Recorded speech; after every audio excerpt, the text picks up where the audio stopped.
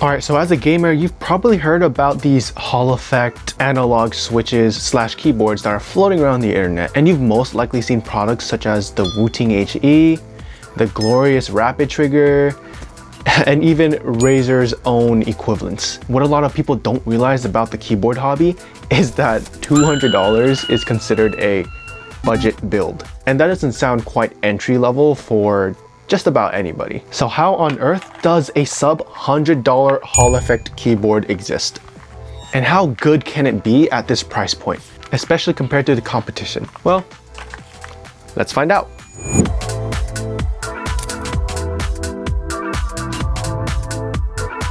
What we have here is the MADLIONS NANO68, a 68% rapid trigger keyboard that sits around the price of $60 to $80, which sounds way more appealing than spending over $200 on something that's essentially almost the same as this. So what kind of compromises can you find in something like this? Let's just start off with the good stuff. It features an all plastic housing. And on the inside, you get an aluminum plate, which offers little to no flex. So typing on this feels quite a bit stiff.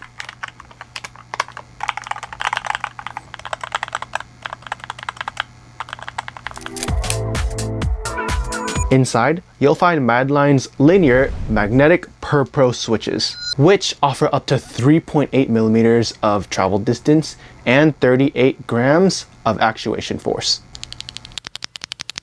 which sits on the lighter side of switches, but that's not it. They decided to include 8 kHz polling rate, which is absolutely insane. Now, what does all of this mean in a typical day-to-day usage scenario? Well, for starters, the advantage of having a Hall effect switch is where you want the key press to register and reset. Meaning that if you're a complete psycho, you can set the actuation point to as little as 0.1 millimeters. Which essentially means that a simple little wiggle on the key itself will register as a whole press. And you get to choose when you want the switch to reset. So if you wanted to reset that moment, you lift your finger off the key as little as 0.01 millimeters. The switch will deregister, allowing for more swift, fluid, and immeasurable counter strafing, technically putting you at a mechanical advantage. Whereas for the typical mechanical switches, they'll only activate that moment you bottom out and reset when it's released. So that little amount of time that you want the switch to activate and reset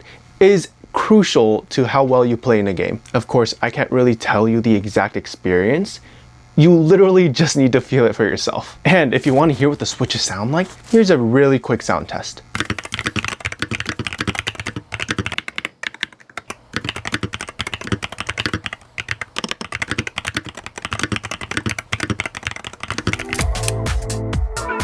Okay, so over here we have their Fierce Gaming Gear web drivers. So over here you can do everything that you need, from changing the key settings to the light settings, performance, which is where all the juice is, advanced key settings, macros, and firmware update accessibility. So starting off, here we have the basic keybind settings. So over here you can do whatever you want. Let's say you want enter over at the spacebar, you can just drag and drop it, or you can just click on the key you want to switch. Then we can pick what we want that new key to be.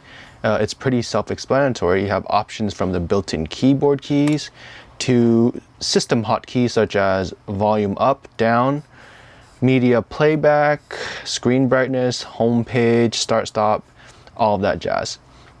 You can even access the macros that you've made through this little menu here. You got up to 10 different macros that you can create, which is enough to suffice for any game or workflow. Then over here, you can pick your lighting keybinds for controlling what you want in the color hue, brightness, speed, all that jazz. Then we have expand, which is where you can quick access your layer toggles, your Mac and Windows toggles, switch, reset, anything that you need to quickly manipulate your keyboard. Okay, so up next we have the lighting settings tab, in which you can choose from up to 24 different lighting setups. So to start off, you can choose a per key lighting basis. Then we have a spectrum cycle. We have ladder, starting from here, you can choose from a static color or you can go full on rainbows. Then we have static, breath, literally called all kinds of flowers, wavy, up and down wave, fountain, Milky Way, rotate, tide, sea wave, ripple, steady ripple, single point, which is where you get a reactionary one. Same with steady ripple. You have cell, which reacts around the key that you press. You can also adjust the speeds that you want. So if you want it to be nice and slow, you can do that. If you want it to be lightning quick in the blink of an eye, you can do that too. For this one, you can also set it to a static color. Of course, I'm gonna choose a white color. Over here we have piano, streamer, rain, starlight, firework, waveband, and blackout. There are also 5 different settings for the box lamp in the back of the keyboard. We have wavy. You can set that to full color also. Spectrum, a steady light, breathing, or if you want a stealthy offsetting. Next we have the performance tab. This is where you can pick every little setting that you need for your new Hall effect magnetic switches. So over on the top, you can select which keys you want to be for your performance tab. On the bottom left, you can also see where you want the set point for the trigger to be. And it's really nice because there's also a little visual graphic to show exactly when it would activate. Over here, you can turn on rapid trigger and set your rapid trigger levels, your reset level, a continuous quick trigger setting, and a braking contact optimization, in which it gives you a little description of what it does. There's also a little advanced setting drop down over here, where you can set your dead zones for the press and the lift.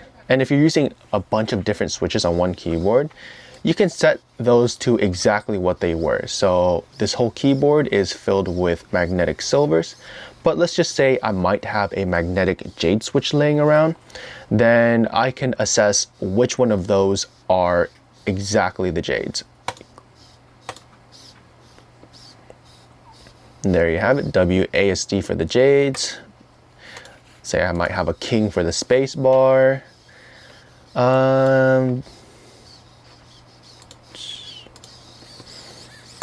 Then over here, if let's say you just upgraded your keyboard to a new firmware, there's a good chance that a bunch of them will need to be recalibrated. So over here, you can turn on the calibration mode and it'll tell you which keys have been properly calibrated after the firmware update.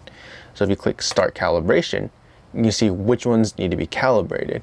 The ones that aren't will typically show up in red. And if that's the case, you'll need to click on that key once and then hold it for a second or two, and then it will be calibrated. And finally, on the performance tab, you can choose your overall polling rate and anti-shake rating.